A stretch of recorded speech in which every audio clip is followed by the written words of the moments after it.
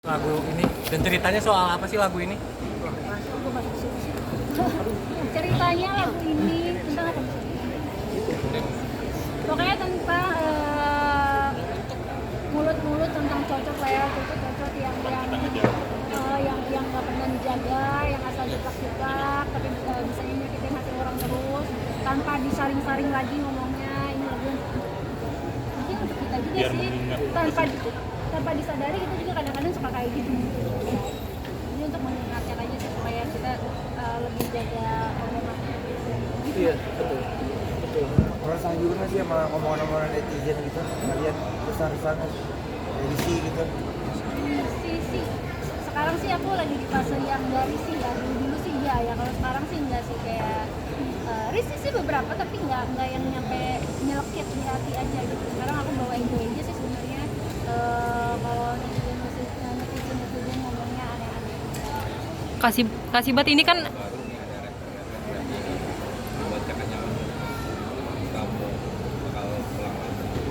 Sebenarnya ini collaboration ini kelima kolaborasi aku kelima sama RPH. Jadi aku rasanya ya karena RPH-nya juga udah aku sama RPH tuh udah kayak dekat banget juga gitu. Jadi setiap bawain lagu yang barengan gitu aku nggak ada beban gitu. Ya untuk kedepannya ya kita nggak pernah tahu kedepannya kita mau bikin project lagi atau ada instrumennya agak-agak kejauh anak kita ya siapa tahu anak kita yang bisa. Kasibat kan banyak tuh penyanyi lagu yang nyanyi lagu Jawa gitu. Takut nggak sih dibanding oleh penyanyi dangdut lagu Jawa lainnya? Wah. Mungkin bagaimana cara menyikapi segala macam?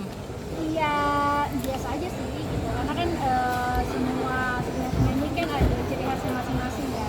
Dan aku bawain lagu Jawa ini juga memang udah sesuai dengan kapasitas aku aja gitu. Kalau misalkan nanti bisa dibanding-bandingin sama penyanyi Jawa yang lainnya ya kan semuanya tergantung selera masing-masing. Mereka sudah punya kan sendiri gitu. Jadi ya udah ya aku menjadi diri aku ya dalam Coba tapi tantangannya membawakan lagu Jawa atau bagaimana, terus ada kesulitan dari lu secara lu bukan orang Jawa dan emosi dong.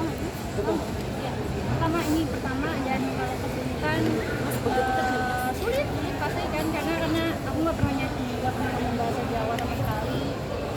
Di sini aku nge-rap pakai bahasa Jawa, jadi ya ada kesulitan sedikit ya karena kebanyakannya dibandingin sama Mas Yogi sama Mas Jaya.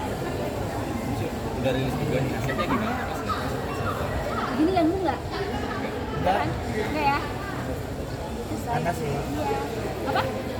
Udah rilis nih sekarang, dengan hasilnya gimana? Puas gitu? Puas. Kita harus puas lah. Karena kan kita pas bikin video klip ataupun rekaman juga kita bukan main-main ya. Kita nggak main-main, kita nggak bercanda. Jadi kita serius mengerjakan itu dengan serius. Sekarang hasilnya kayak gini ya, kita puas dan harus puas gitu. Karena inilah hasil kerja sangat ikhlas gitu.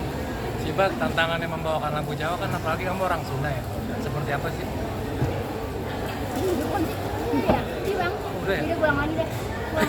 Tapi nih lu butuh kursus untuk bahasa Jawa gitu, private Enggak ada. Memang ini benar-benar aku nyanyi lagu ini, diajarin bahasa Jawanya, diajarin hafalannya di studio aku jadi sama Mas Yogi. Karena kan memang kebetulan aku sama Mas Jaya kan memang orang Sunda kan. Yang orang Jawa Mas Yogi aja. Jadi aku benar-benar diajarin bahasa Jawa semuanya sama Mas Yogi pada saat ada di studio. yang dari sekian banyak lagu-lagu kan kebanyakan semua lagu-lagu kamu kan booming ya. Artinya apakah kamu dalam pemilihan lagu itu perlu proses nggak sih? Ini akan booming atau pakai feeling atau apa? Berarti aku gimana Mas kalau masalah lagu? Iya aku sih ngalir aja sih, orangnya dikasih lagunya apa ya hayu gitu, nggak dikasih lagu ya udah aku diem gitu, aku mah orangnya gitu. Terus nggak pemilih sih? Alhamdulillah enggak. Jadi maksudnya yang milih lagu yang cocok buat aku itu bukan aku gitu. Jadi emang aku para hayu sama Mas Yogi juga kedepannya gitu. Jadi mereka yang mau nggak lagu ini gitu. Ketika aku dikasih ya aku terima, ketika aku nggak dikasih udah aku nungguin. Kalau untuk feeling segala macam aku orangnya nggak berfeeling. Feeling aku jelek semua jadi aku nggak bermain feeling. Artinya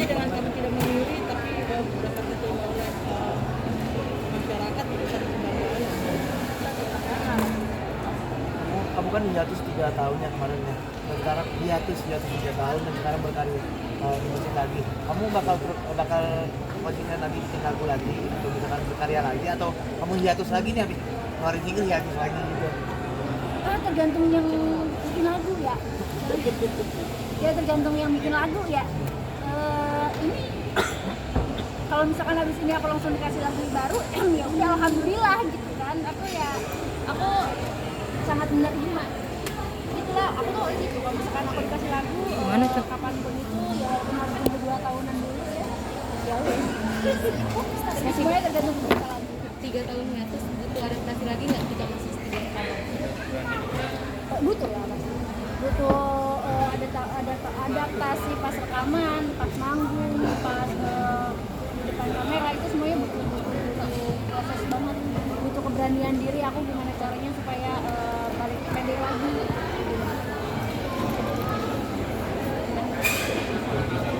Sama sih. Aku nggak bisa mengarang kata-kata. Biasanya yang membuat PD kembali lagi gitu setelah 3 tahun untuk manggung lagi itu apa sih Kak Sibat gitu? Percaya diri gitu, membuat percaya diri. Enggak ada sih. Enggak ada. Ya apa ya?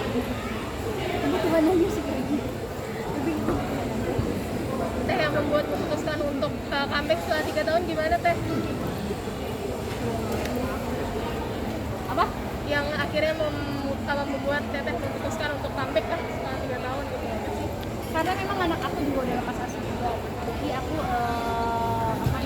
butuh proses banget untuk lepas ASI gitu. Jadi pas lepas ASI udah aku memberaniin diri, aku udah cepat banget untuk ngurusin badan. Ya udah akhirnya kalau badan aku udah kurus, badan aku udah stabil banget, anak aku udah bisa tinggal. Jadi udah aku memberaniin diri untuk comeback. Makanya masih nggak percaya diri soal itu. Iya dia masih lah masih. Dan sampai sekarang pun aku masih tetap diet melakukan yang kemarin-kemarin aku lakuin lebih kecil. Saya sebagai perempuan pernah ngerasain ada penolakan di suatu kota gitu. Dulu nggak ada orang ngerasa. Ada lah, ada kemarin ada. Boleh sedikit Nggak tahu kenapa begitu. Ya kan nggak semuanya orang bisa nerima aku, nggak semuanya orang juga suka sama aku. Ya mungkin ada beberapa pihak-pihak di kota tersebut yang memang nggak suka sama aku. Ya udah sih kalau bilang aku diundur.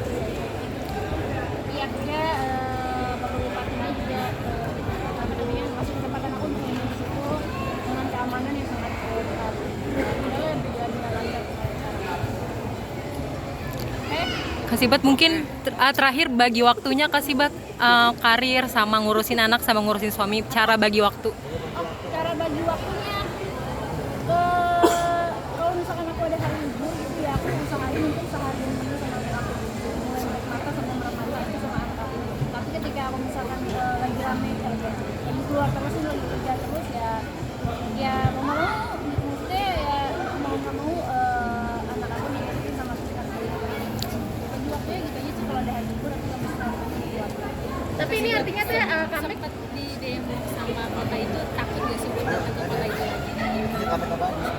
Enggak, karena masyarakat kota tersebut juga orangnya semuanya seru banget dan asik gitu. Jadi ya enggak bikin aku untuk trauma untuk datang ke sana gitu. Malah aku pengen lagi datang ke sana karena itu kota yang ter-chic menurut aku untuk aku slow di sana karena banyak banget pengumumannya waktu itu sampai 50 juta lebih itu orang-orang yang nonton itu dan itu bikin aku kayak yang wow seneng banget. Tapi kayak menyayangkan nggak sih awalnya dengan kok kenapa bisa ada demo ini? Enggak, nggak menyayangkan karena kan ya balik lagi yang tadi aku bilang nggak semuanya orang suka sama aku. Mungkin ada peraturan-peraturan yang memang harus dijalani harus dijalani lah, ya harus ditaati di sana. Tapi akunya nggak tahu. karena kan yang baru pertama kali ditolak atau bagaimana Teh? Pertama kalinya pertama kali ditolak atau pertama kali? Iya, saya ditolak. Iya pertama kali.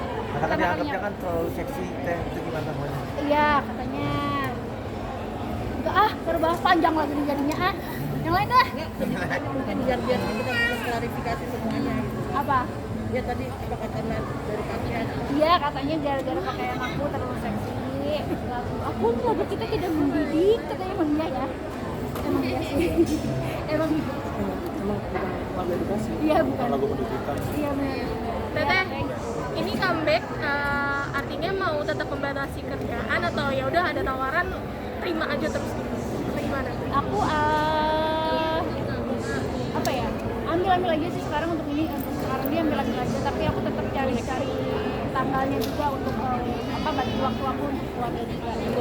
Misalkan seminggu ya aku nggak ambil semua gitu. Misalkan seminggu aku beberapa hari aku ada yang ambil. Kepikiran buat ajak anak ke panggung gitu masih Teh?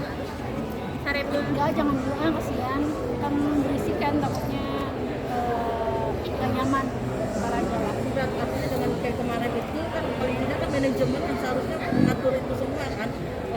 Merasa teledor nggak sih dari pihak ikonya atau ini karena kan ini nama besar kamu ya. Sih ya, aku yakin manajemen sama IO yang ada di sana juga semuanya sudah mengatur sedemikian rupa sih.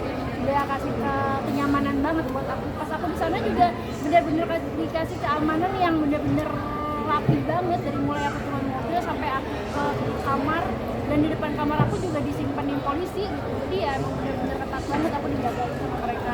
Tapi respon suami gimana? Respon suami ketawa, dia malah ketawa. Dia malah ketawa aja sama kayak aku. Aku di dia mau ho gitu. Dia cuma ketawa aja. Ya, tapi jadi ngebatasin soal fashion atau gerakan nggak sih, goyangan kan katanya terlalu seksi. Sebenarnya aku tuh ya orangnya kan nggak bisa goyang, makanya aku bingung kenapa aku dibilang goyangan aku seksi, karena aku sendiri nggak bergoyang. Aku malah kayak cacing kepanasan kalau di panggung gitu. Terus kalau pakaian seksi kayaknya nggak seksi, menurut aku ya nggak seksi banget gitu. Tapi kan pandangan orang beda-beda, ada yang bilang aku beginian dong juga seksi kan, ada yang kayak gitu kan. Pandangan orang beda-beda setiap pakai baju. Oke deh. Nge?